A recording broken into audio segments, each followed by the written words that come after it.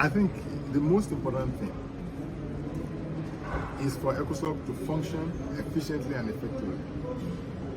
And given what has happened over the last, we've located where all the trouble spots are, and we're orienting the actors. That's where there will be an orientation, orienting the actors to understand the focus, the use, and the place of ECOSOCC in the African Union architecture.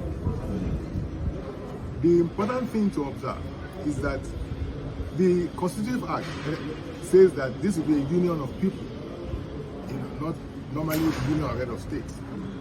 And that is why the civil society has been given a very high profile. An organ like ECOSOCC, the rules and regulations that imply that you must bring them in. Even when you look at something like African governance architecture, African peer review mechanism, CSOs have a role to play, and that's why we are the Citizens Forum the last time in Lusaka. So it is important for the CSOs to understand this position, look at the allowance, the space that have been provided, and use it effectively. And they can only use it effectively if they realize that they have to cooperate with other actors. It is not the normal thing we find in nations where to make your point or something you have to argue, quarrel, go to court. No. This one you have to collaborate, you have to exchange views, you have to help build each other up, you have to construct an architecture of success. And that is what the new members and the fourth General Assembly have to do. The fact that it's taking place for me is revolutionary. I remember the first time we went to the policy makers with the idea of civil society conference. And, they ask funny questions, like, which is this animal called civil society anyway?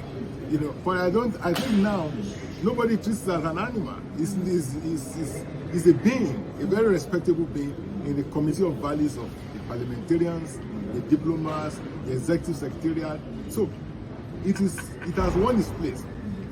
The only thing is that it must grow its place. It must increase on its capabilities and become, if possible, the leading organ of the union.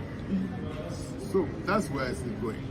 And when I look inside, I see most of the people there, the enthusiasm, the fervor, and the devotion convinces me that ECOSOCC will find its rightful place in the history of the African Union.